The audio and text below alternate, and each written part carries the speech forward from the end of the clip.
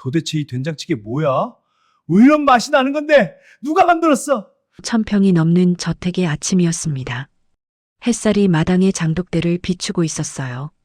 20개가 넘는 장독이 가지런히 놓여 있었죠. 그 중에서도 가장 안쪽, 가장 오래된 독 하나는 철제 울타리로 둘러싸여 있었습니다. 한국 식품업계 3대 기업 중 하나인 한들식품 회장 박진수의 아침 식탁이었어요. 68살 평생을 된장과 고추장으로 일궈낸 사업가였습니다. 그의 아내 윤혜진과 31살 된 딸 박서현도 함께 자리했어요. 식탁에는 따끈한 된장찌개가 김을 뿜고 있었습니다. 흰 쌀밥과 나물 몇 가지가 함께 차려져 있었죠. 평범한 아침 식사였어요. 하지만 그날 아침은 달랐습니다. 박진수 회장이 숟가락을 들어 된장찌개를 한 숟가락 떴습니다. 입에 넣는 순간 그의 손이 멈췄어요. 숟가락을 든 손이 미세하게 떨리기 시작했습니다. 얼굴이 창백해졌어요. 눈빛이 흔들렸습니다. 마치 유령을 본 사람처럼요. 그는 천천히 숟가락을 내려놓았습니다. 아내와 딸이 그를 바라봤지만 회장은 아무 말도 하지 않았어요. 그 된장찌개의 맛이었습니다. 입안에 퍼진 그 깊고 구수한 맛, 콩의 단맛과 발효의 묵직한 감칠맛이 조화를 이룬 그 맛. 회장은 그 맛을 알고 있었어요. 너무나 잘 알고 있었습니다. 돌아가신 어머니의 된장 맛이었거든요. 정확히 똑같았습니다. 발효 깊이, 소금 농도, 콩의 삶은 정도, 심지어 항아리에서 퍼낸 듯한 그 특유의 은은한 향까지요. 모든 것이 일치했어요. 완벽하게요. 하지만 그건 불가능한 일이었습니다. 회장의 어머니는 25년 전에 돌아가셨거든요. 그 어머니가 만들던 된장의 비법은 누구에게도 전수되지 않았어요. 아들인 자신에게도, 며느리에게도, 그 누구에게도 말이에요. 회장의 가슴이 두근거렸습니다. 믿을 수 없다는 감정과 배신감이 동시에 밀려왔어요. 누군가 자신을 속이고 있다는 확신이 들었습니다. 새로운 셰프가 끓인 된장찌개라고 했습니다. 강민준이라는 20대 후반의 젊은 남자였어요. 경력도 좋고 추천도 받았다고 했죠. 한 달 전에 이 집에 들어왔습니다. 회장은 그 청년을 불렀어요. 잠시 후 앞치마를 두른 강민준이 나타났습니다. 공손하게 고개를 숙이는 모습이었어요. 회장이 물었습니다. 이 된장을 어디서 구했느냐고요. 강민준은 자신이 직접 만들었다고 대답했어요. 어릴 적부터 배운 방식이라고 했습니다. 그 순간 회장의 얼굴이 붉어졌습니다. 식탁을 쳤어요. 찻잔이 덜컹거렸습니다. 거짓말이라고 소리쳤죠. 이 맛은 자신의 어머니 된장 맛과 똑같다고, 완벽하게 똑같다고 말했습니다. 누가 집안의 비법을 넘긴 거냐고 물었어요.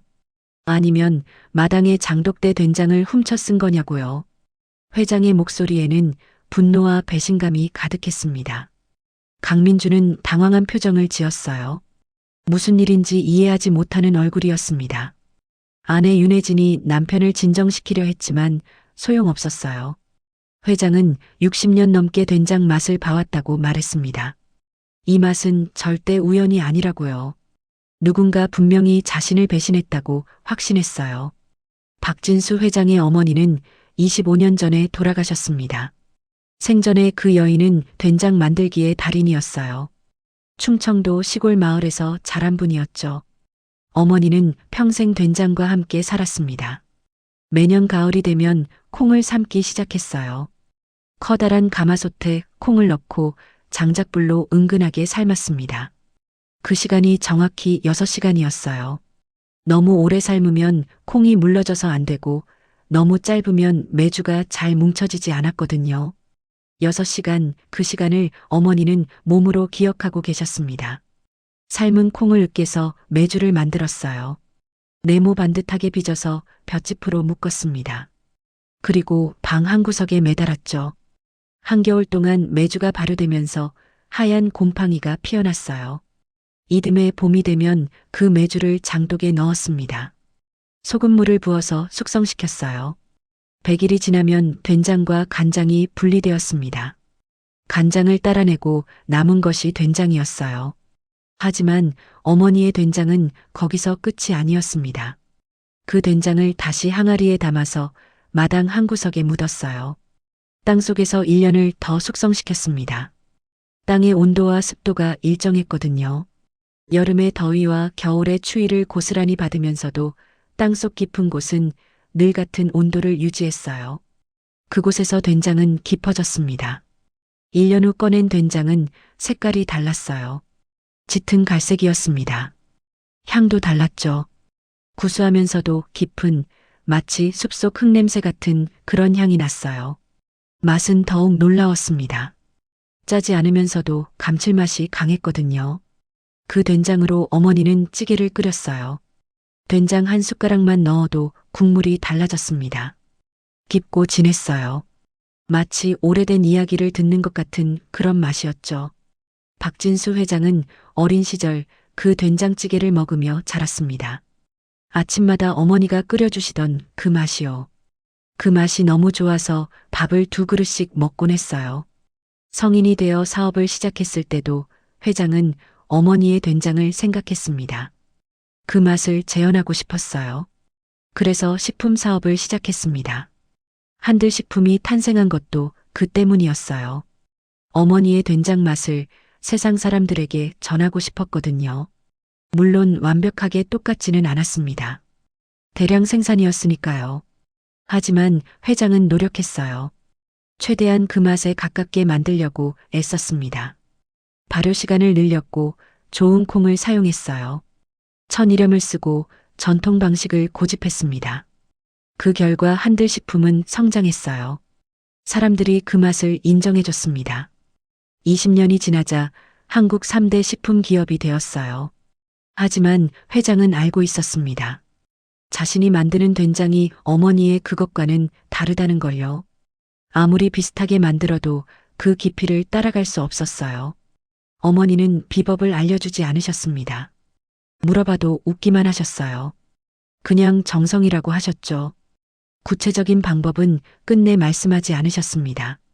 25년 전 어머니가 돌아가시면서 그 비법도 함께 사라졌어요. 회장은 그렇게 믿었습니다. 이 세상 누구도 어머니의 그 맛을 재현할 수 없다고 생각했죠. 그런데 지금 이 아침에요. 그 맛이 다시 나타났습니다. 완벽하게 똑같은 맛으로요. 회장은 마당으로 나갔습니다. 장독대가 있는 곳이었어요. 20개가 넘는 장독 중에서 가장 안쪽에 있는 독이 눈에 들어왔습니다. 철제 울타리로 둘러싸인 그 독이요. 그 안에는 어머니가 마지막으로 담그셨던 된장이 들어 있었습니다. 25년 전의 된장이었어요. 회장은 그 된장을 절대 쓰지 않았습니다. 마치 유물처럼 보관만 했어요. 어머니의 마지막 손길이 담긴 것이었거든요. 누구에게도 허락하지 않았습니다. 울타리에는 자물쇠가 채워져 있었어요. 열쇠는 회장만 가지고 있었습니다. 그런데 혹시 누군가 이 된장을 훔쳐 쓴 건 아닐까요? 회장은 자물쇠를 확인했습니다. 멀쩡했어요. 부서진 흔적도 없었습니다. 울타리도 그대로였어요. 그렇다면 답은 하나였습니다. 누군가 어머니의 비법을 알고 있다는 것이요. 그리고 그 비법으로 똑같은 된장을 만들었다는 겁니다. 회장의 가슴이 철렁 내려앉았어요. 배신감이 밀려왔습니다. 집안 사람 중 누군가가 비법을 빼돌린 게 분명했어요. 아니면 어머니께서 생전에 누군가에게 몰래 전수하신 걸까요? 하지만 그럴 리 없었습니다. 어머니는 그런 분이 아니셨거든요. 회장은 결심했습니다. 반드시 진실을 밝혀내겠다고요. 그 젊은 셰프 강민준을 조사하기로 했어요. 그가 어디서 왔는지, 누구에게 배웠는지 모든 것을 파헤치기로 했습니다. 박서연은 그날 오후 주방에 있었습니다. 31살 한들식품 신제품 개발팀 팀장이었어요. 아버지의 회사에서 일하고 있었죠. 아버지가 아침 식사 중에 보였던 그 반응이 계속 신경 쓰였습니다.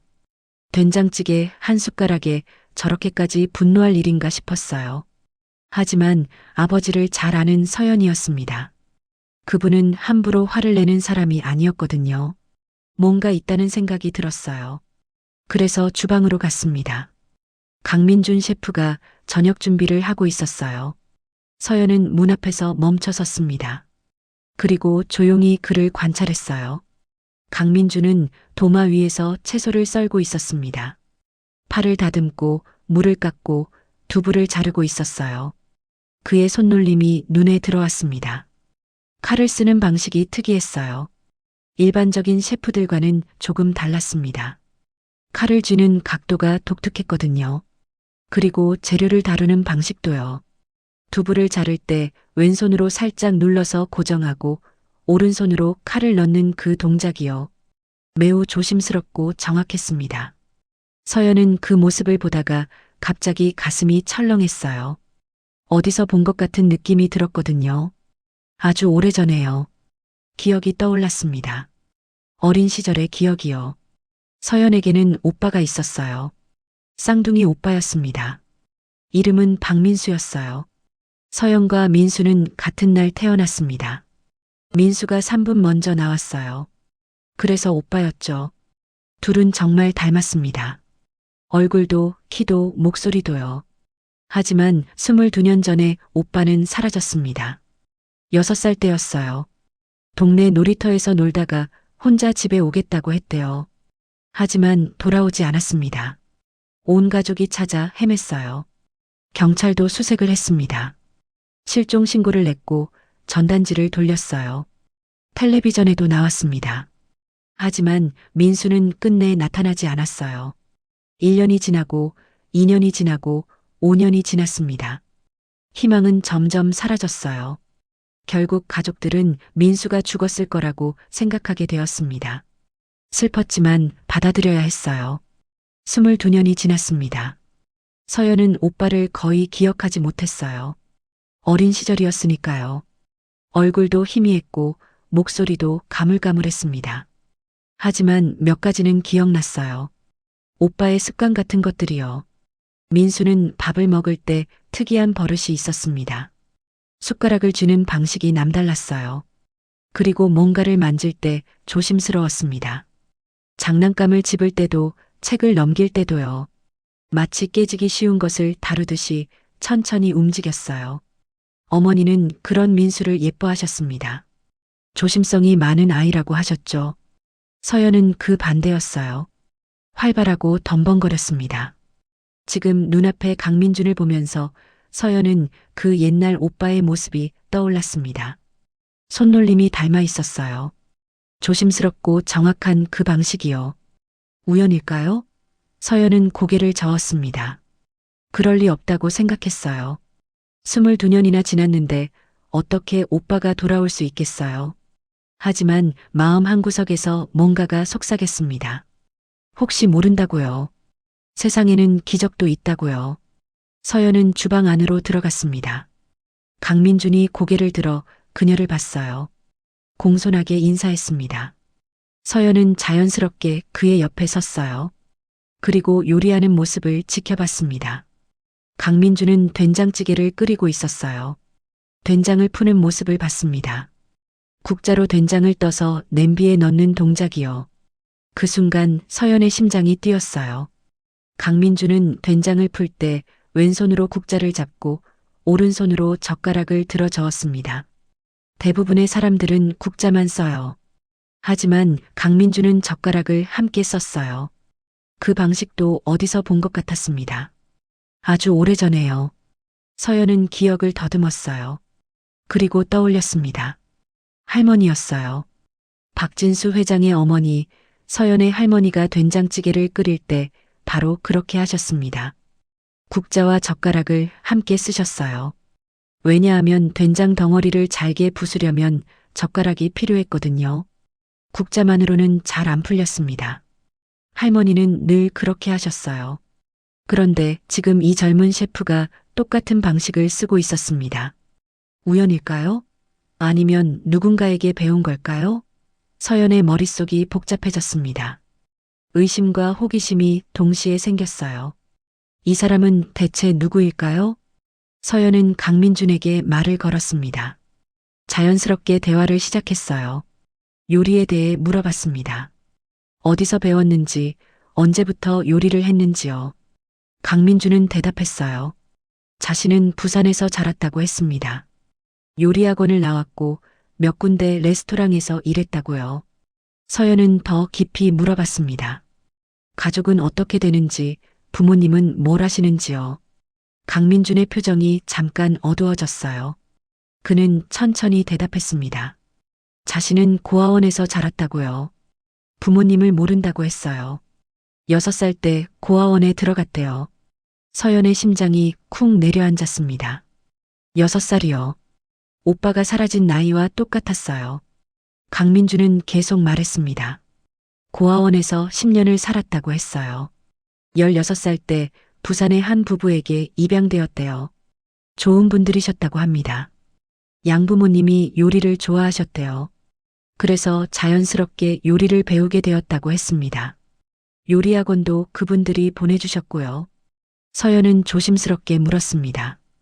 혹시 고아원에 들어가기 전 기억이 있는지요? 강민주는 고개를 저었어요. 거의 없다고 했습니다.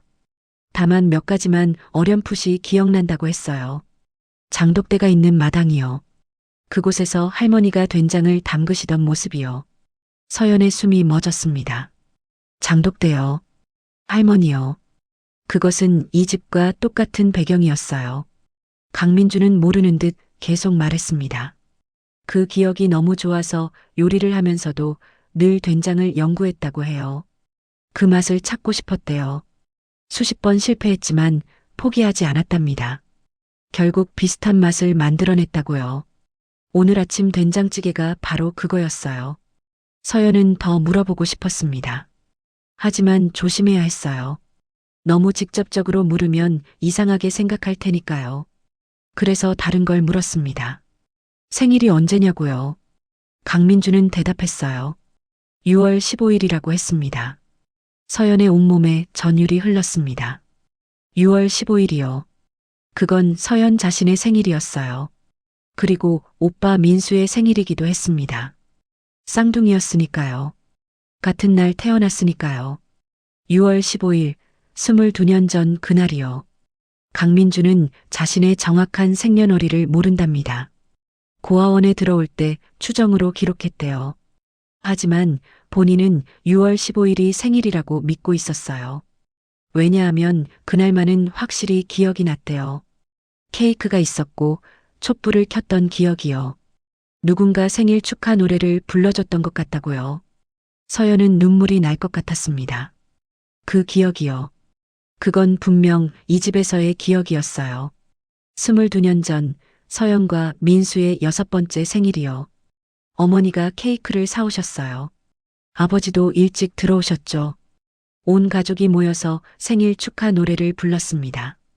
민수와 서연이 함께 촛불을 껐어요. 그날 오후에 민수가 사라졌습니다. 그 이후로 생일은 슬픈 날이 되었어요. 서연은 더 이상 생일 케이크를 원하지 않았습니다. 지금 눈앞에 이 사람이요. 혹시 오빠 민수일까요?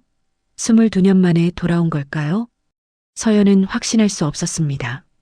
증거가 부족했어요. 하지만 의심은 점점 커졌습니다. 고아원 입소 나이, 생일, 손놀림, 된장 만드는 방법, 할머니에 대한 기억, 모든 것이 맞아떨어졌어요. 서연은 이 사실을 부모님께 말해야 할까 고민했습니다. 하지만 아직은 이르다고 생각했어요. 더 확실한 증거가 필요했습니다. 섣불리 희망을 주었다가 아니면 어떡하죠? 부모님이 받을 상처가 너무 클 거예요. 특히 어머니는요. 어머니 윤혜진은 민수를 잃은 후 몇 년을 울며 지냈습니다. 우울증도 왔었어요. 약을 먹고 상담도 받았습니다. 겨우 회복했어요. 지금 와서 잘못된 희망을 주면 안 됐습니다. 서연은 신중해야 했어요. 그래서 결심했습니다. 혼자서 더 조사하기로요. 강민준을 더 관찰하고 더 많은 단서를 찾기로 했습니다. 그리고 결정적인 증거를 찾으면 그때 부모님께 말씀드리기로요. DNA 검사 같은 것도 생각했습니다. 하지만 지금 당장은 아무에게도 말하지 않기로 했어요. 이것은 서연만의 비밀이었습니다. 서연은 주방을 나왔습니다. 가슴이 두근거렸어요. 혹시 정말 오빠가 돌아온 걸까요? 기적이 일어난 걸까요? 아니면 이 모든 게 우연일까요? 단지 비슷한 점이 많은 다른 사람일 뿐일까요? 서연은 알 수 없었습니다. 하지만 한 가지는 확실했어요. 반드시 진실을 밝혀내겠다는 것이요. 이틀이 지났습니다. 박진수 회장은 강민준을 계속 지켜봤어요. 식사 때마다, 주방을 지나칠 때마다 그를 관찰했습니다. 회장은 비서를 시켜 강민준의 이력을 조사했어요. 출신 고아원, 입양 가정, 요리학원 졸업 증명서, 이전 직장 경력까지요. 모든 것이 깨끗했습니다. 하지만 회장의 의심은 풀리지 않았어요. 된장 맛이 너무 완벽했거든요. 그건 절대 우연이 아니었습니다. 사흘째 되는 저녁이었습니다. 회장은 강민준을 서재로 불렀어요. 둘만의 대화가 필요했습니다. 강민준이 서재 문을 열고 들어왔습니다. 긴장한 표정이었어요. 회장은 책상 뒤 의자에 앉아 있었습니다. 회장이 물었습니다. 정말로 그 된장을 자네가 만든 것이 맞느냐고요. 강민준은 고개를 끄덕였어요. 자신이 직접 만들었다고 했습니다. 그렇다면 누구에게 배웠느냐고 물었습니다. 강민준은 대답했어요. 할머니 기억을 따라 만들었다고요. 구체적으로 배운 사람은 없다고 했습니다. 회장은 믿을 수 없다는 표정을 지었어요. 기억만으로 그런 맛을 낼 수 있느냐고 물었습니다. 강민준은 수십 번 실패했다고 했어요. 몇 년이 걸렸다고요. 회장의 목소리가 차갑게 식었습니다. 그는 책상 서랍에서 봉투 하나를 꺼냈어요. 그리고 강민준 앞에 던졌습니다. 거기 300만 원이 들어있다고 했습니다. 그 돈을 가지고 당장 이 집을 떠나라고요. 다시는 돌아오지 말라고 했어요. 강민준은 당황했습니다. 자신이 뭘 잘못했느냐고 물었어요. 회장은 대답하지 않았습니다. 그냥 나가라고만 했어요. 강민준의 얼굴이 창백해졌습니다. 하지만 그는 봉투를 짚지 않았어요. 대신 회장을 똑바로 바라봤습니다. 자신은 정직하게 일했다고 말했어요. 아무것도 훔치지 않았고 거짓말도 하지 않았다고요. 왜 쫓아내시는지 이유를 알고 싶다고 했습니다. 회장은 일어섰습니다. 창문 쪽으로 걸어가서 밖을 바라봤어요. 마당에 장독대가 보였습니다. 그리고 말했습니다. 자신의 어머니가 평생 지켜온 비법이라고요. 그 맛을 아는 사람은 이 세상에 없다고 했어요. 어머니께서 누구에게도 알려주지 않으셨다고요. 그런데 어떻게 자네가 똑같은 맛을 낼 수 있느냐고 물었습니다. 분명 누군가 비법을 넘긴 게 틀림없다고요. 아니면 자네가 어떻게든 알아낸 거라고 했어요. 강민준은 고개를 저었습니다. 자신은 정말 모른다고 했어요. 그냥 어릴 적 기억을 따라 만들었을 뿐이라고요. 회장은 돌아서서 강민준을 노려봤습니다. 그렇다면 그 기억이 어디서 온 거냐고 물었어요. 고아원 전의 기억이라고 했죠? 강민준은 대답했습니다. 희미하지만 기억난다고요. 장독대가 있는 큰 집이요. 할머니가 된장을 담그시던 모습이요. 회장의 눈빛이 흔들렸습니다. 그 말을 듣는 순간 뭔가 이상한 느낌이 들었거든요. 하지만 회장은 그 감정을 억눌렀습니다. 다시 차갑게 말했어요. 더 이상 변명하지 말라고요. 내일 아침까지 짐을 싸서 떠나라고 했습니다. 바로 그때 서재 문이 열렸습니다. 윤혜진이 서재로 들어왔습니다. 회장의 아내였어요. 50대 중반의 차분한 여인이었죠. 그녀는 복도에서 남편의 목소리를 들었습니다. 문을 열고 들어온 윤혜진은 두 사람을 번갈아 봤어요. 남편의 굳은 얼굴과 강민준의 창백한 얼굴을요. 무슨 일인지 단번에 알아챘습니다. 윤혜진이 남편에게 다가갔습니다. 조용히 물었어요. 무슨 일이냐고요? 회장은 아내를 보며 말했습니다. 이 사람을 내보내기로 했다고요. 윤혜진의 눈썹이 올라갔습니다. 왜냐고 물었어요. 회장은 된장 이야기를 꺼냈습니다. 어머니의 비법과 똑같은 맛이라고요. 누군가 비법을 넘긴 게 분명하다고 했어요. 윤혜진은 남편의 말을 듣고 있었습니다. 하지만 그녀의 시선은 강민준에게 가 있었어요. 그 젊은이의 얼굴을 자세히 보고 있었습니다. 강민준의 눈이요. 그 눈빛이 윤혜진의 시선을 사로잡았습니다. 깊고 맑은 눈이었어요. 어딘가 슬픔이 담긴 듯한 눈빛이었죠. 윤혜진은 그 눈을 보다가 숨이 멎었습니다. 뭔가 낯익은 느낌이 들었거든요. 아주 오래전에 본 것 같은 그런 눈빛이요. 22년 전이었습니다. 아들 민수의 눈빛이요. 6살 민수가 어머니를 올려다보던 그 눈빛이요. 윤혜진의 가슴이 철렁했습니다. 심장이 빠르게 뛰기 시작했어요. 설마 하는 생각이 들었습니다.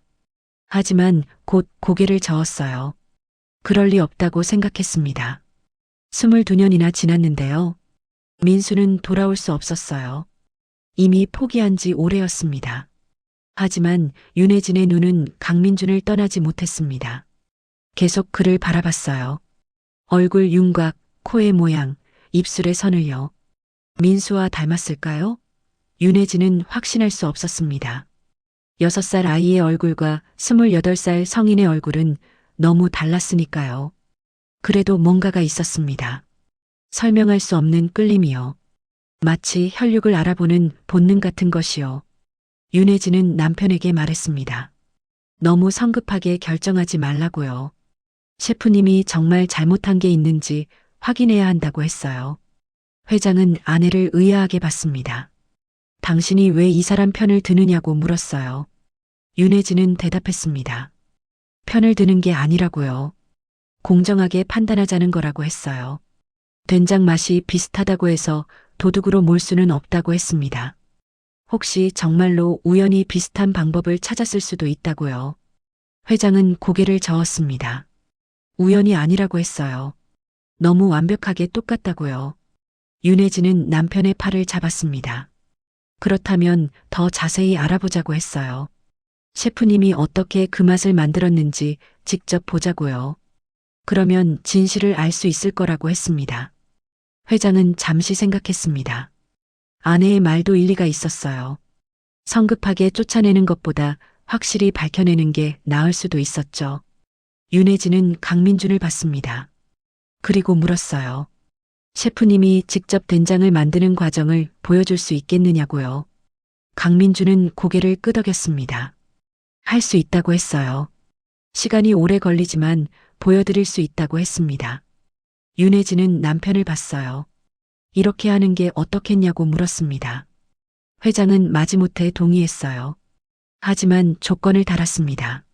만약 거짓말이 드러나면 가만두지 않겠다고요. 강민준은 알겠다고 대답했습니다. 윤혜진은 안도의 한숨을 쉬었습니다. 일단 시간을 벌었어요. 그 시간 동안 더 많은 걸 알아낼 수 있을 거였습니다. 강민준이 서재를 나간 후였습니다. 윤혜진과 회장만 남았어요. 회장은 아내를 보며 물었습니다. 왜 그랬느냐고요? 윤혜진은 창가로 걸어갔습니다. 밖을 바라보며 천천히 말했어요.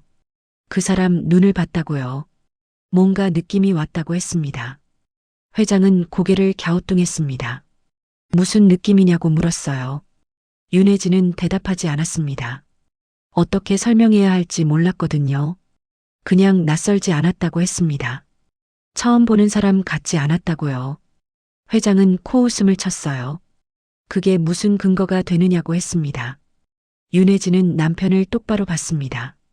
그리고 조심스럽게 물었어요. 혹시 민수 생각은 안 드느냐고요. 회장의 얼굴이 굳었습니다. 갑자기 왜 민수 이야기를 꺼내느냐고 물었어요. 윤혜진은 말했습니다. 저 셰프의 나이가 28이라고요. 민수와 같은 나이라고요. 그리고 고아원 출신이라고 했습니다. 6살 때 고아원에 들어갔다고요.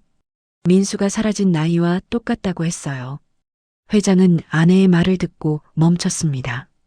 그 사실들을 미처 연결짓지 못했었거든요. 지금 듣고 보니 이상했습니다.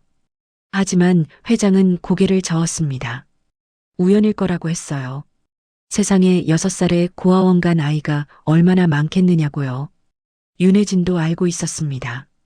그럴 가능성이 크다는 걸요. 하지만 만약 아니라면요? 만약 정말로 민수라면요? 그녀는 남편에게 말했습니다. 한 가지만 확인해 보자고요.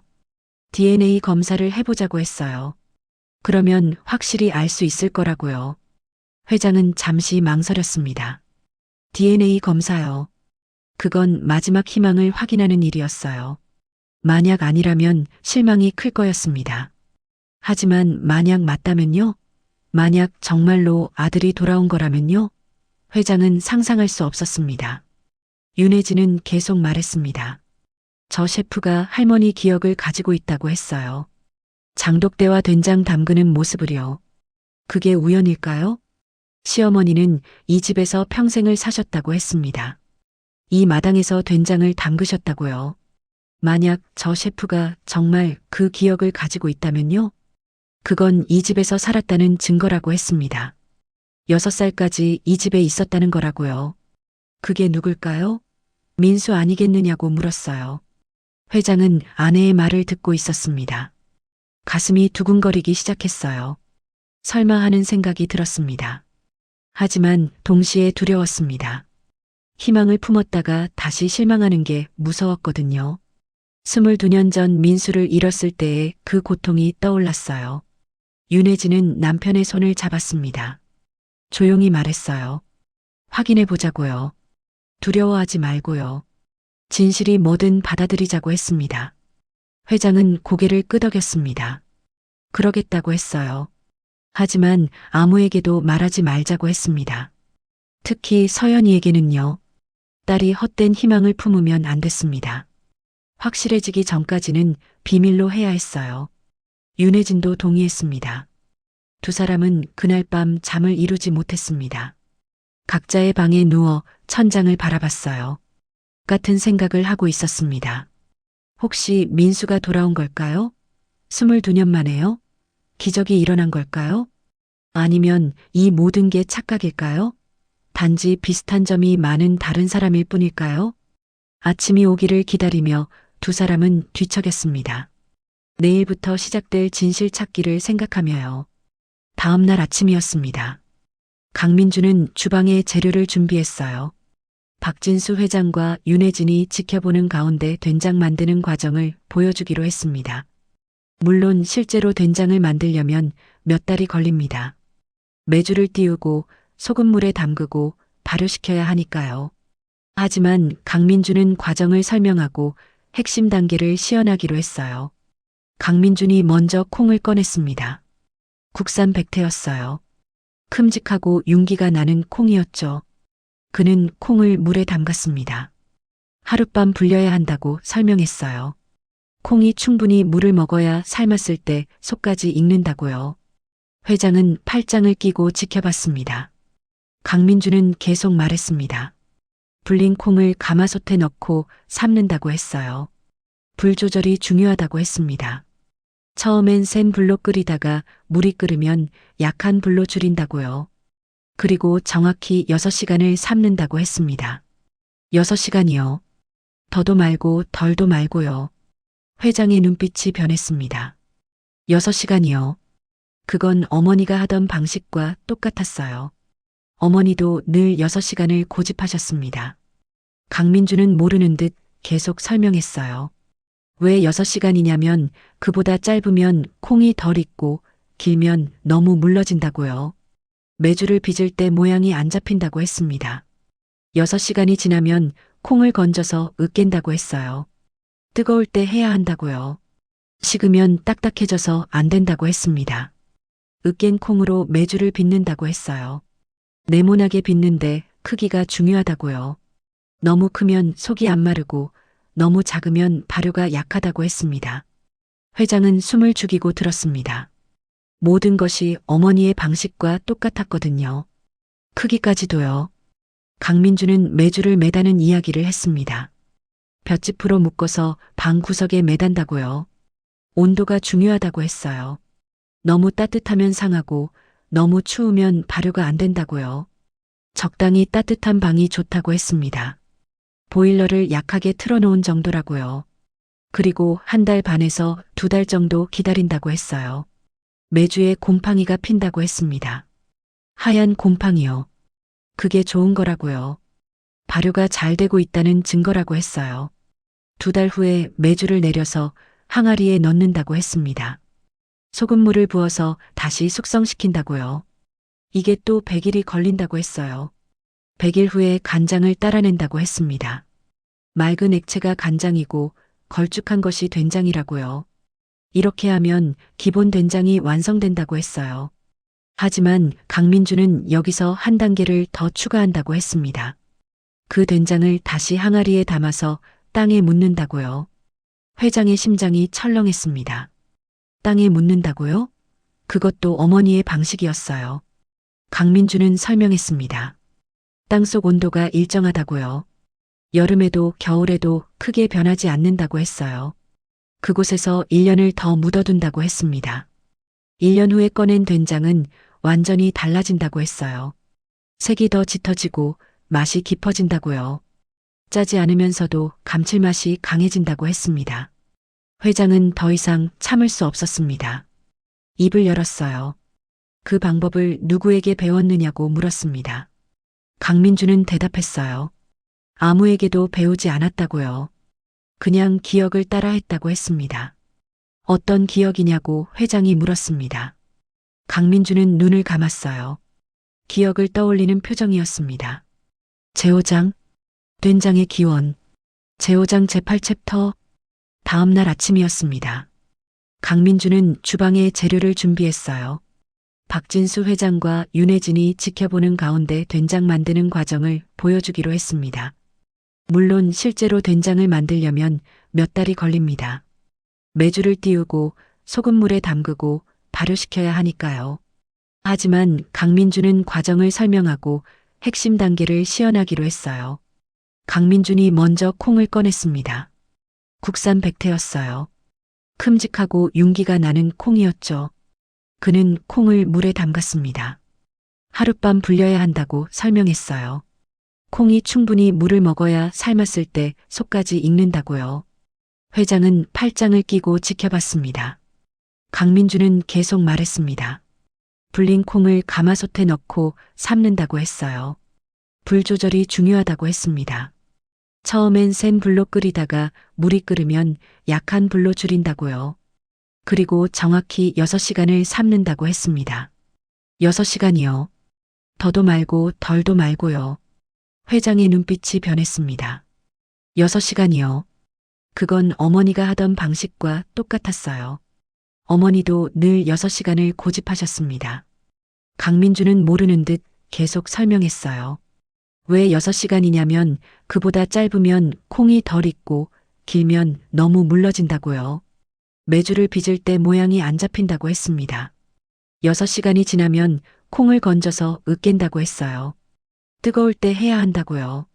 식으면 딱딱해져서 안 된다고 했습니다. 으깬 콩으로 메주를 빚는다고 했어요. 네모나게 빚는데 크기가 중요하다고요. 너무 크면 속이 안 마르고 너무 작으면 발효가 약하다고 했습니다. 회장은 숨을 죽이고 들었습니다. 모든 것이 어머니의 방식과 똑같았거든요. 크기까지도요. 강민주는 메주를 매다는 이야기를 했습니다. 볏짚으로 묶어서 방 구석에 매단다고요. 온도가 중요하다고 했어요. 너무 따뜻하면 상하고 너무 추우면 발효가 안 된다고요. 적당히 따뜻한 방이 좋다고 했습니다. 보일러를 약하게 틀어놓은 정도라고요. 그리고 1달 반에서 2달 정도 기다린다고 했어요. 메주에 곰팡이가 핀다고 했습니다. 하얀 곰팡이요. 그게 좋은 거라고요. 발효가 잘 되고 있다는 증거라고 했어요. 2달 후에 메주를 내려서 항아리에 넣는다고 했습니다. 소금물을 부어서 다시 숙성시킨다고요. 이게 또 100일이 걸린다고 했어요. 100일 후에 간장을 따라낸다고 했습니다. 맑은 액체가 간장이고 걸쭉한 것이 된장이라고요. 이렇게 하면 기본 된장이 완성된다고 했어요. 하지만 강민주는 여기서 한 단계를 더 추가한다고 했습니다. 그 된장을 다시 항아리에 담아서 땅에 묻는다고요. 회장의 심장이 철렁했습니다. 땅에 묻는다고요? 그것도 어머니의 방식이었어요. 강민주는 설명했습니다. 땅속 온도가 일정하다고요. 여름에도 겨울에도 크게 변하지 않는다고 했어요. 그곳에서 1년을 더 묻어둔다고 했습니다. 1년 후에 꺼낸 된장은 완전히 달라진다고 했어요. 색이 더 짙어지고 맛이 깊어진다고요. 짜지 않으면서도 감칠맛이 강해진다고 했습니다. 회장은 더 이상 참을 수 없었습니다. 입을 열었어요. 그 방법을 누구에게 배웠느냐고 물었습니다. 강민주는 대답했어요. 아무에게도 배우지 않았다고요. 그냥 기억을 따라 했다고 했습니다. 어떤 기억이냐고 회장이 물었습니다. 강민주는 눈을 감았어요. 기억을 떠올리는 표정이었습니다. 제5장 제9챕터. 강민준이 천천히 말하기 시작했습니다. 자신이 기억하는 장면들이요. 큰 마당이 있는 집이었다고 했어요. 마당 한쪽에 장독대가 있었다고요. 햇빛이 잘 드는 곳이었다고 했습니다. 할머니가 그곳에서 일하셨다고 했어요. 하얀 머리에 허리가 굽은 할머니였다고요. 하지만 손은 빠르고 정확했다고 했습니다. 강민주는 할머니 옆에 서 있었다고 했어요. 어린아이였다고요. 할머니가 콩을 삶는 모습을 봤다고 했습니다. 커다란 가마솥이었다고 했어요. 장작불로 끓였다고요. 연기가 피어올랐다고 했습니다. 할머니가 나물을 계속 넣으셨다고 했어요. 얼마나 삶아야 하는지 물어봤다고 합니다. 할머니가 대답하셨다고 해요. 6시간이라고요. 해가 이만큼 움직일 때까지라고 하시며 하늘을 가리키셨다고 했습니다. 강민주는 매주 빚는 모습도 봤다고 했어요. 할머니의 손이 콩을 으깨고 뭉쳤다고요. 네모난 덩어리가 만들어졌다고 했습니다. 볏짚으로 묶는 것도 봤다고 했어요. 할머니가 볏짚을 십자로 묶으셨다고요. 그리고 방 천장에 매다셨다고 했습니다. 왜 매다느냐고 물어봤다고 합니다. 할머니가 말씀하셨대요. 바람이 통해야 한다고요. 습기가 차면 안 된다고요. 겨울이 지나고 봄이 왔다고 했습니다. 매주를 내렸다고 해요. 하얀 곰팡이가 잔뜩 피어 있었다고요. 처음엔 무서웠다고 합니다. 하지만 할머니는 웃으셨대요. 잘 됐다고 하시며 매주를 쓰다듬으셨다고 해요. 항아리에 넣고 소금물을 부으셨다고 했습니다. 그리고 기다렸다고 했어요. 오래요. 100일이라고 하셨다고요. 강민주는 날짜를 세웠다고 했습니다. 어린아이였지만요. 100일 후에 뚜껑을 열었다고 했어요. 냄새가 났다고요. 구수하고 진한 냄새였다고 합니다. 할머니가 간장을 떠내셨다고 해요. 그리고 남은 된장을 보여주셨다고 했습니다. 이게 된장이라고 하시며요. 하지만 아직 끝이 아니라고 하셨대요. 할머니는 그 된장을 다시 항아리에 담으셨다고 합니다. 그리고 마당 구석으로 가셨다고 해요. 땅을 파셨다고요. 왜 묻느냐고 물어봤답니다. 할머니가 대답하셨대요. 땅이 기억한다고요. 계절을 기억하고 시간을 기억한다고요. 그 기억이 된장에 스며든다고 하셨답니다. 강민준의 목소리가 떨렸습니다. 그 말이 어린아이에게는 신비롭게 들렸다고 해요. 땅이 기억한다는 말이요. 1년 후에 할머니와 함께 항아리를 꺼냈다고 했습니다. 뚜껑을 열었을 때의 그 향을 아직도 기억한다고 해요. 깊고 그윽한 향이었다고요. 할머니가 된장을 떠서 맛을 보셨다고 합니다. 그리고 고개를 끄덕이셨대요. 잘 됐다고요. 이제 먹을 수 있다고 하셨답니다. 그날 저녁 할머니가 된장찌개를 끓여주셨다고 했어요. 그 맛을요. 강민주는 평생 잊을 수 없다고 했습니다. 회장은 강민준의 이야기를 들으며 눈물이 날 것 같았습니다. 그 모든 것이요. 어머니의 모습이었거든요. 하얀 머리의 할머니, 장독대, 가마솥, 6시간, 볏짚, 땅에 묻기, 그리고 그 말이요. 땅이 기억한다는 말이요. 어머니가 하시던 말씀이었습니다. 회장도 어릴 적에 들었어요. 똑같은 말을요. 윤혜진도 옆에서 눈물을 흘리고 있었습니다. 시어머니의 모습이 떠올랐거든요. 생전에 그렇게 장을 담그시던 모습이요. 회장은 물었습니다. 그 할머니가 누구였느냐고요. 강민주는 고개를 저었어요. 모른다고 했습니다. 이름도 모르고 관계도 모른다고요. 그냥 할머니였다고 했어요. 자신을 예뻐해 주시던 할머니였다고요. 하지만 고아원에 들어간 후로는 다시 만나지 못했다고 했습니다. 회장의 가슴이 무너졌습니다. 어머니요. 그 할머니는 자신의 어머니였어요. 틀림없었습니다. 그리고 그 어린아이는요. 할머니 옆에서 된장 담그는 걸 지켜보던 그 아이는요. 혹시 민수였을까요? 회장은 더 이상 참을 수 없었습니다. 자리에서 일어났어요. 그리고 밖으로 나갔습니다. 마당으로요. 장독대 앞에 섰습니다. 철제 울타리로 둘러싸인 그 항아리 앞에요. 어머니의 마지막 된장이 담긴 항아리요. 회장은 무릎을 꿇었습니다. 그리고 울었어요. 22년 만에 처음으로 어머니 앞에서 우는 것 같았습니다. 어머니, 혹시 민수가 돌아온 건가요? 우리 아들이 돌아온 건가요? 그날 밤 박진수 회장은 서재에 혼자 앉아 있었습니다. 책상 위에는 아무것도 없었어요. 그는 그냥 어둠 속에서 생각에 잠겨 있었습니다. 강민준의 이야기가 계속 머릿속을 맴돌았어요. 할머니, 장독대, 6시간, 땅에 묻기. 모든 것이 어머니와 연결되어 있었습니다. 하지만 그것만으로는 확신할 수 없었어요. 혹시 어머니께서 생전에 누군가에게 가르쳐 주셨을 수도 있었습니다. 회장이 모르는 사이에요. 아니면 우연히 비슷한 방법을 찾아낸 걸까요? 전국의 된장 담그는 방법이 다 비슷비슷하니까요. 땅에 묻는 것도 옛날 사람들이 흔히 하던 방식이었어요. 회장은 혼란스러웠습니다. 마음은 믿고 싶었어요. 저 젊은이가 민수라고 믿고 싶었습니다. 하지만 이성은 조심하라고 경고했어요. 22년이라는 시간이요. 너무 긴 시간이었습니다. 그 사이에 얼마나 많은 일이 있었을까요?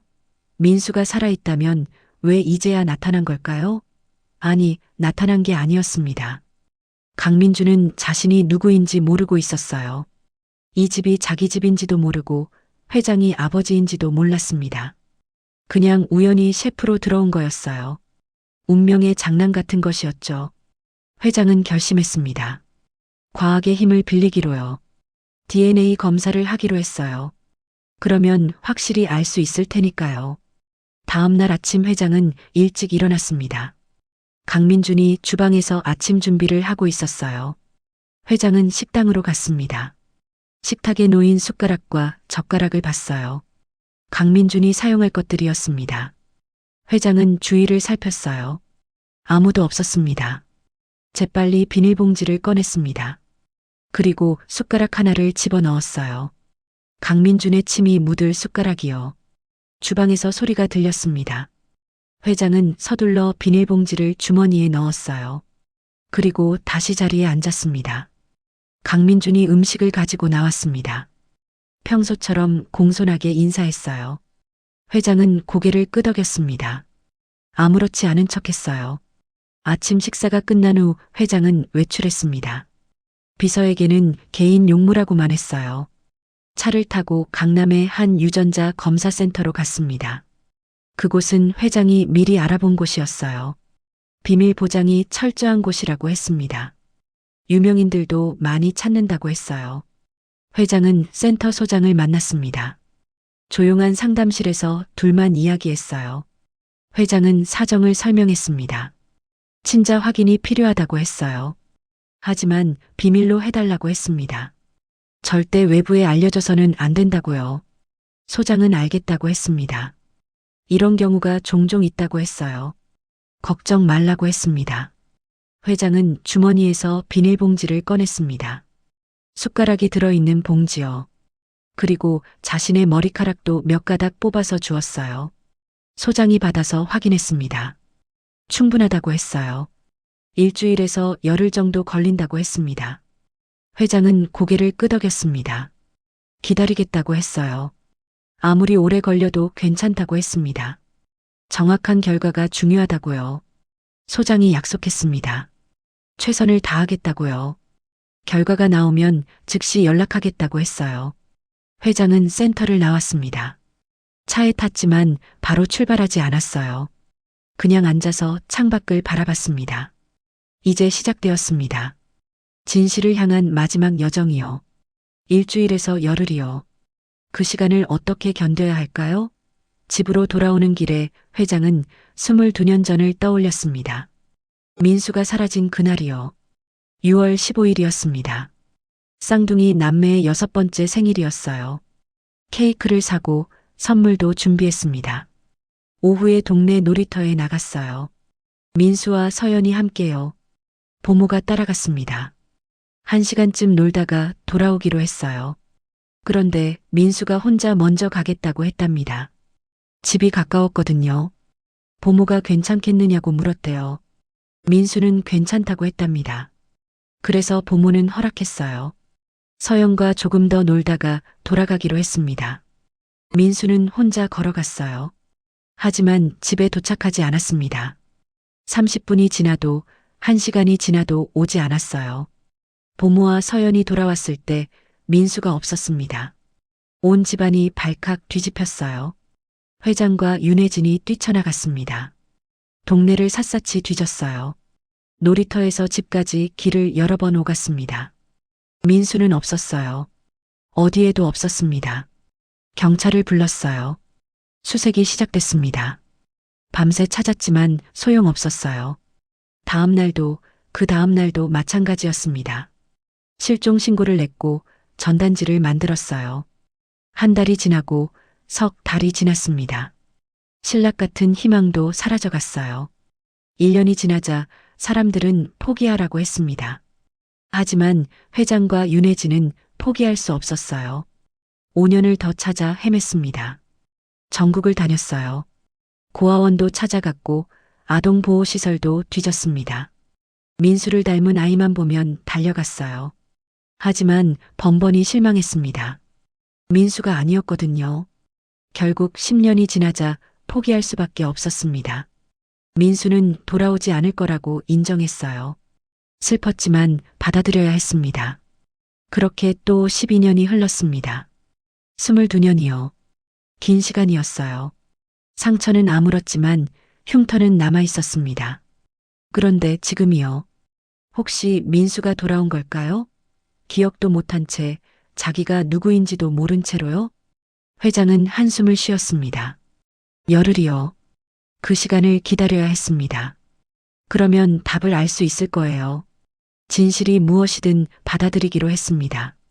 민수라면 기쁘게 맞이할 거예요. 아니라면 그것도 인정할 거였습니다.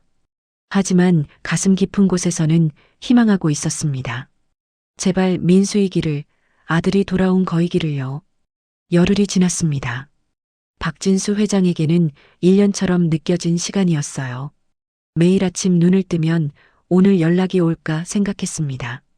그 열흘 동안 회장은 강민준을 더 자세히 관찰했어요. 식사하는 모습, 걷는 모습, 말하는 모습을요. 민수의 흔적을 찾으려 애썼습니다. 하지만 기억이 너무 희미했어요.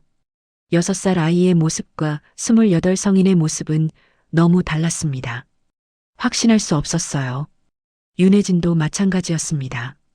그녀는 강민준과 자주 이야기를 나눴어요. 요리에 대해, 인생에 대해, 꿈에 대해요. 강민준은 성실하고 착한 청년이었습니다. 예의 바르고 부지런했어요. 음식에 대한 열정도 대단했습니다. 윤혜진은 그를 보며 가슴이 아팠어요. 만약 민수라면 22년을 혼자 살았다는 뜻이었거든요. 부모도 없이, 가족도 없이요. 얼마나 외로웠을까요? 얼마나 힘들었을까요? 윤혜진은 생각만 해도 눈물이 났습니다. 서연도 나름대로 조사를 하고 있었습니다. 아버지와 어머니가 뭔가 숨기고 있다는 걸 눈치챘거든요. 서연은 강민준의 출신 고아원을 알아냈어요. 부산에 있는 작은 고아원이었습니다. 전화를 걸어서 물어봤어요. 22년 전에 강민준이라는 아이가 들어왔는지요. 고아원 원장은 기록을 찾아봤습니다. 그리고 대답했어요. 그런 아이가 있었다고 했습니다. 6살쯤 되어 보이는 남자아이였다고요. 이름도 모르고 부모도 모르는 아이였다고 해요. 경찰이 데려왔다고 했습니다. 길에서 헤매고 있었대요. 물어봐도 이름을 모른다고 했답니다. 그래서 고아원에서 이름을 지어줬다고 해요.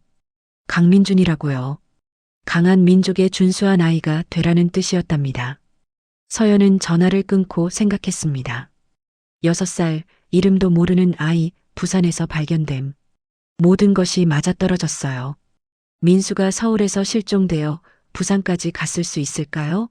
누군가 데려간 걸까요? 아니면 아이 혼자 길을 잃고 헤맨 걸까요? 22년 전이면 지금처럼 CCTV가 많지 않았어요. 아이 찾기가 훨씬 어려웠습니다. 부산까지 수색 범위를 넓히지 못했을 수도 있었어요.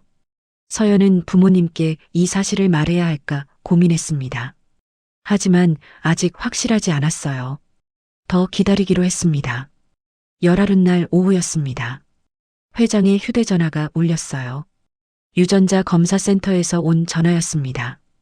회장의 심장이 뛰었습니다. 손이 떨렸어요. 전화를 받았습니다. 소장의 목소리가 들렸어요. 결과가 나왔다고 했습니다. 지금 방문할 수 있느냐고 물었어요. 회장은 그러겠다고 했습니다. 회장은 서둘러 센터로 갔습니다. 차 안에서도 계속 떨렸어요. 드디어 알게 되는 거였습니다. 진실을요. 센터에 도착했습니다. 소장이 기다리고 있었어요. 상담실로 안내했습니다. 책상 위에 봉투가 놓여 있었어요. 두툼한 보고서가 들어있는 봉투였습니다. 회장은 그것을 바라봤어요. 소장이 봉투를 밀어줬습니다. 직접 확인하라고요. 회장은 천천히 손을 뻗었습니다. 봉투를 잡았어요. 무거웠습니다. 아니, 실제로는 가벼웠지만 마음이 무거웠어요. 봉투를 열었습니다. 보고서를 꺼냈어요. 여러 장의 종이였습니다. 숫자와 그래프가 가득했어요. 회장은 마지막 페이지로 넘어갔습니다. 거기에 결론이 적혀 있었거든요. 친자 확률이라는 항목이 보였습니다. 그 옆에 숫자가 적혀 있었어요. 99.99%. 회장의 손에서 보고서가 떨어졌습니다. 바닥에 흩어졌어요. 하지만 회장은 신경 쓰지 않았습니다. 99.99%요. 그건 의학적으로 가능한 최고치였어요. 거의 100%라는 뜻이었습니다. 친자라는 거였어요. 강민준이 자신의 아들이라는 거였습니다. 회장의 눈에서 눈물이 흘렀습니다. 목이 메었어요. 숨이 막혔습니다. 민수였어요. 정말 민수였습니다. 아들이 돌아온 거였어요. 22년 만에요. 회장은 자리에서 일어설 수 없었습니다. 다리에 힘이 풀렸거든요. 그냥 의자에 앉아서 울었어요. 소장이 조용히 기다려줬습니다. 이런 경우를 여러 번 봤다고 했어요. 울어도 괜찮다고 했습니다. 한참을 울고 나서야 회장은 정신을 차렸습니다. 보고서를 다시 집었어요. 제대로 읽어봤습니다. DNA 일치 부위가 상세히 나와 있었어요. 16군데가 모두 일치했답니다. 오차 범위가 거의 없었어요. 과학이 증명한 거였습니다. 감정이나 추측이 아니라 객관적 사실로요. 회장은 소장에게 감사 인사를 했습니다. 그리고 보고서를 가슴에 안았어요. 이 얇은 종이가 세상 무엇보다 소중했습니다. 센터를 나와서 차에 탔습니다. 하지만 바로 출발하지 않았어요. 잠시 앉아서 생각했습니다. 이제 어떻게 해야 할까요? 강민준에게 어떻게 말해야 할까요? 내가 내 아들이라고요? 22년 전에 잃어버린 내 아들이라고요? 믿을까요? 받아들일까요? 아니면 거부할까요? 회장은 두려웠습니다. 진실을 알았지만 그 진실을 전하는 게 무서웠어요. 하지만 해야 했습니다. 더 이상 숨길 수 없었어요. 아들에게 말해줘야 했습니다. 회장은 집으로 돌아왔습니다. 윤혜진이 거실에서 기다리고 있었어요. 남편의 얼굴을 보자마자 알았습니다. 결과가 나왔다는 걸요. 그리고 그 결과가 무엇인지도요. 남편의 눈빛이 말해주고 있었거든요. 회장은 아내에게 보고서를 건넸습니다. 윤혜진이 떨리는 손으로 받았어요. 펼쳐서 봤습니다. 99.99%라는 숫자를 봤어요. 그 순간 윤혜진의 무릎이 꺾였습니다. 바닥에 주저앉았어요. 민수였어요. 정말 민수였습니다. 아들이 살아있었어요. 그것도 바로 이 집에 있었습니다. 윤혜진은 소리내어 울었습니다. 22년 동안 참았던 모든 눈물이 쏟아졌어요. 회장도 아내 옆에 앉아서 함께 울었습니다. 두 사람은 한참을 그렇게 있었어요. 말없이 울기만 했습니다. 정신을 차린 건 서연이 집에 돌아온 후였습니다. 딸이 거실로 들어오다가 부모님을 봤어요. 놀라서 달려왔습니다. 무슨 일이냐고 물었어요. 회장은 딸을 바라봤습니다. 그리고 보고서를 건넸어요. 서연이 받아서 읽었습니다. 99.99%라는 숫자를 봤어요. 그리고 이해했습니다. 강민준이요. 강민준 셰프가 오빠라는 거였어요. 실종된 오빠 민수라는 거였습니다. 서연의 눈에도 눈물이 고였습니다. 자신의 추측이 맞았어요. 그 직감이 옳았습니다. 오빠가 돌아온 거였어요. 22년 만에요. 기적이 일어난 거였습니다. 세 사람은 한동안 아무 말도 하지 못했습니다. 너무 큰 사실이었거든요. 받아들이기까지 시간이 필요했어요. 회장이 먼저 입을 열었습니다. 민준이에게 말해야 한다고 했어요. 더 이상 미룰 수 없다고요. 윤혜진도 동의했습니다. 오늘 당장 말하자고 했어요. 아들이 진실을 알아야 한다고요. 서연은 조심스럽게 물었습니다. 어떻게 말할 거냐고요? 믿을까요? 회장은 대답했습니다. 믿게 만들어야 한다고요. 증거가 있다고, 과학이 증명했다고 했어요. 그날 저녁 회장은 강민준을 서재로 불렀습니다. 윤혜진과 서연도 함께 있었어요. 강민준이 들어왔습니다. 세 사람의 심각한 표정을 보고 긴장했어요. 무슨 일인지 물었습니다. 회장은 강민준에게 앉으라고 했습니다. 강민준이 의자에 앉았어요. 회장은 그 앞에 섰습니다. 한참을 말없이 바라봤어요. 그 얼굴을, 그 눈을요. 자신의 아들의 얼굴을요. 그리고 입을 열었습니다. 목소리가 떨렸어요. 민준아, 아니 민수야. 강민준이 눈을 크게 떴습니다. 민수라고요? 무슨 뜻인지 이해하지 못했어요. 회장은 계속 말했습니다. 너는 강민준이 아니라고 했어요. 박민수라고요. 내 아들이라고 했습니다. 강민준은 믿을 수 없다는 표정을 지었어요. 회장님이 무슨 말씀을 하시는 건지 모르겠다고 했습니다. 회장은 책상에서 보고서를 꺼냈습니다. 강민준 앞에 펼쳐놓았어요. DNA 검사 결과라고 설명했습니다. 99.99%라고 했어요. 너와 내가 친자라는 증거라고요. 과학이 증명한 거라고 했습니다. 강민준은 보고서를 봤습니다. 하지만 이해할 수 없었어요. 자신이 회장의 아들이라고요? 말도 안 된다고 생각했습니다. 윤혜진이 나섰습니다. 강민준의 손을 잡았어요. 그리고 말했습니다. 22년 전 이야기를요. 쌍둥이 남매가 있었다고요. 오빠 이름이 민수였고 동생이 서연이었다고 했어요. 6번째 생일날 민수가 사라졌다고 했습니다. 온 가족이 찾아 헤맸지만 찾지 못했다고요. 강민준은 듣고 있었습니다. 윤혜진의 눈에서 눈물이 흘렀어요. 내가 우리 민수라고 했습니다. 내 생일이 6월 15일이라고 했잖느냐고요. 민수의 생일과 같다고 했어요. 내가 기억하는 할머니가 회장님 어머니라고 했습니다. 장독대가 있던 집이 바로 이 집이라고요. 강민준의 머릿속이 혼란스러웠습니다. 믿을 수 없었지만 증거들이 쌓여 있었어요. 생일 할머니, 장독대, 된장, 그리고 이제 DNA까지요. 서연이 다가왔습니다. 오빠라고 불렀어요. 목소리가 떨렸습니다. 강민준이 서연을 봤습니다. 그 눈빛에서 진실을 봤어요.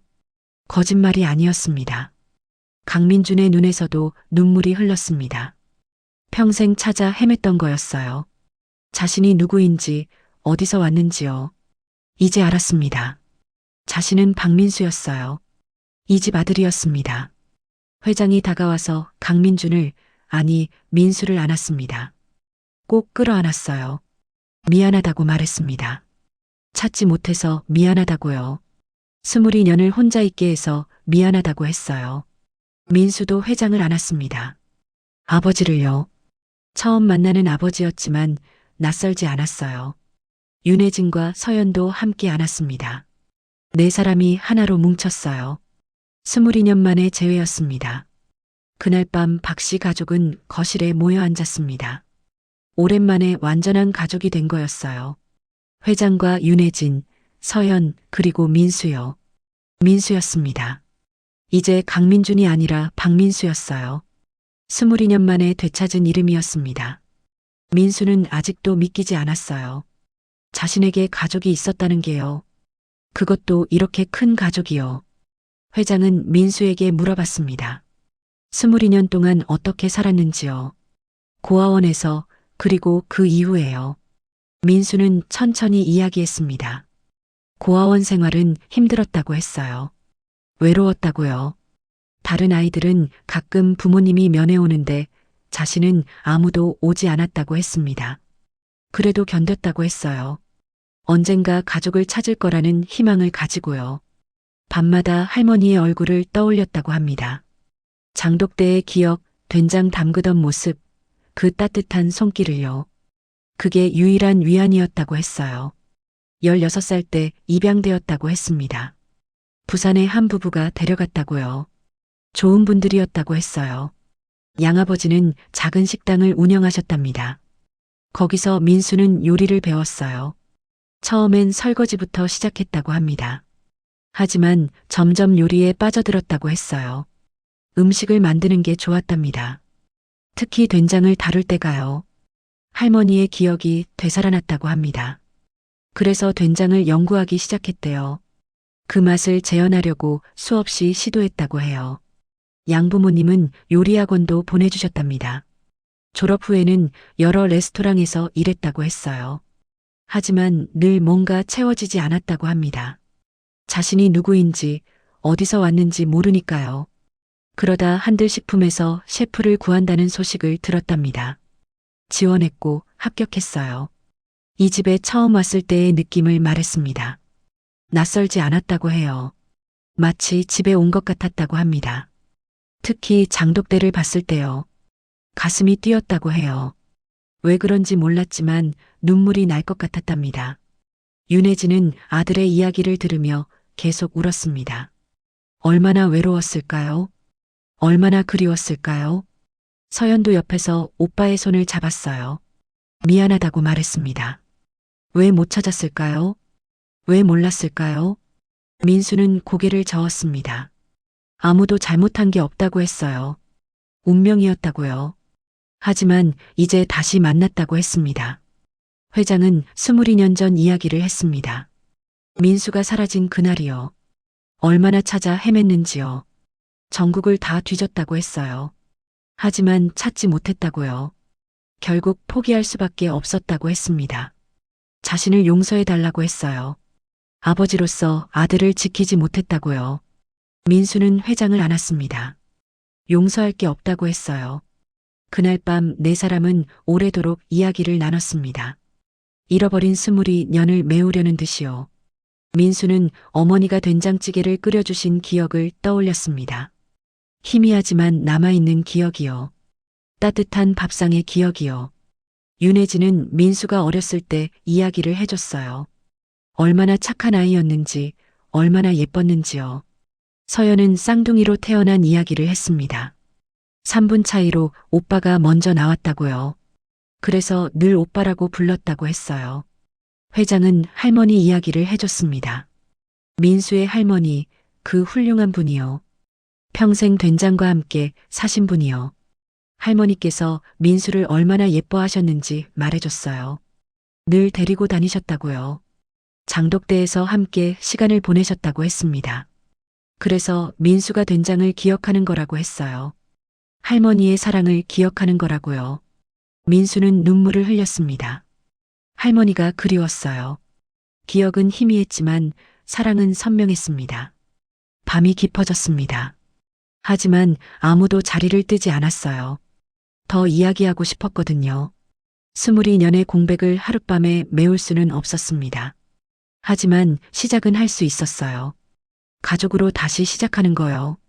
이제부터는 함께 살아가는 거였습니다. 다음 날 아침이었습니다. 민수는 일찍 일어나서 주방으로 갔어요. 특별한 아침을 준비하고 싶었습니다. 가족을 위한 첫 번째 식사요. 아들로서, 오빠로서 만드는 첫 번째 밥상이요. 민수는 마당으로 나갔습니다. 장독대가 있는 곳이요. 햇살이 항아리들을 비추고 있었어요. 가장 안쪽의 항아리를 봤습니다. 철제 울타리로 둘러싸인 그 항아리요. 회장이 뒤에서 나타났어요. 아버지와 아들이 함께 서 있었습니다. 회장이 열쇠를 꺼냈어요. 자물쇠를 열었습니다. 25년 동안 잠겨있던 울타리가 열렸어요. 회장이 뚜껑을 열었습니다. 항아리 안에 된장이 모습을 드러냈어요. 할머니의 마지막 된장이었습니다. 25년 전의 된장이요. 향이 올라왔어요. 깊고 그윽한 향이요. 회장이 말했습니다. 이걸 쓰자고요. 오늘 아침에요. 민수는 고개를 끄덕였습니다. 민수는 자신의 요리 가방에서 된장을 꺼냈어요. 자신이 만든 된장이요. 수없이 실패하고 연구해서 만든 그 된장이요. 2개의 된장을 나란히 놓았습니다. 할머니의 된장과 손자의 된장이요. 25년의 시간과 22년의 그리움이요. 민수는 2 된장을 섞었습니다. 조심스럽게 골고루 섞었어요. 과거와 현재가 만났습니다. 할머니의 사랑과 손자의 열정이 하나가 되었어요. 그 된장으로 찌개를 끓였습니다. 두부를 넣고 애호박을 넣고 양파를 넣었어요. 된장을 풀었습니다. 냄새가 주방을 가득 채웠어요. 구수하고 따뜻한 냄새였습니다. 윤혜진과 서연도 주방으로 왔어요. 식탁이 차려졌습니다. 따끈한 밥, 김치, 나물, 그리고 된장찌개요. 4사람이 둘러앉았습니다. 회장이 먼저 숟가락을 들었어요. 된장찌개를 한 숟가락 떴습니다. 입에 넣었어요. 눈을 감았습니다. 맛이 퍼졌어요. 할머니의 맛과 아들의 맛이요. 슬픔과 기쁨이, 이별과 재회가 한 그릇에 담겨 있었습니다. 회장의 눈에서 눈물이 흘렀습니다. 하지만 슬픈 눈물이 아니었어요. 감사의 눈물이었습니다. 윤혜진도 맛을 봤어요. 손으로 입을 가렸습니다. 너무 좋았거든요. 22년을 기다린 보람이 있었어요. 서연은 오빠를 봤습니다. 미소를 지었어요. 오빠가 돌아왔어요. 정말로 돌아왔습니다. 민수도 맛을 봤습니다. 자신이 만든 된장과 할머니의 된장이 만난 맛이요. 완벽했어요. 4사람은 함께 밥을 먹었습니다. 말없이 먹었어요. 말이 필요 없었습니다. 이 순간이 모든 걸 말해주고 있었으니까요. 밥을 다 먹고 나서 회장이 말했습니다. 이제부터 함께 살자고요. 가족으로요. 민수는 고개를 끄덕였습니다. 그러겠다고 했어요. 평생 찾아 헤맸던 가족이었으니까요. 서연은 오빠 손을 잡았습니다. 이제 혼자가 아니라고 했어요. 우리가 있다고요. 윤혜진은 아들을 안았습니다. 다시는 놓치지 않겠다고 했어요.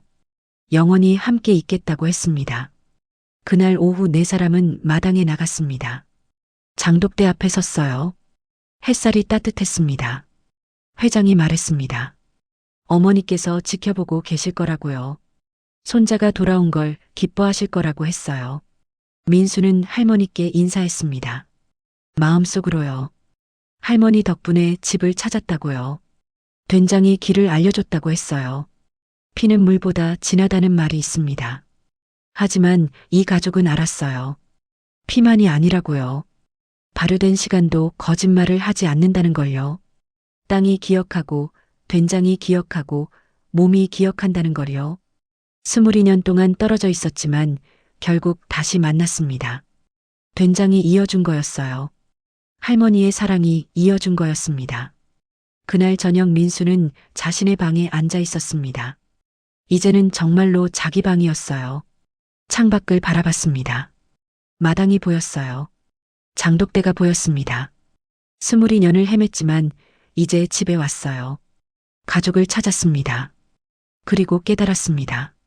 자신을 여기까지 이끈 건 기억이었다고요. 혀가 기억하고 손이 기억하고 마음이 기억했다고요. 된장 한 숟가락에 담긴 사랑이요. 그게 자신을 집으로 데려온 거였어요. 민수는 눈을 감았습니다. 평화로웠어요. 처음으로 진짜 집에서 잠을 자는 거였습니다.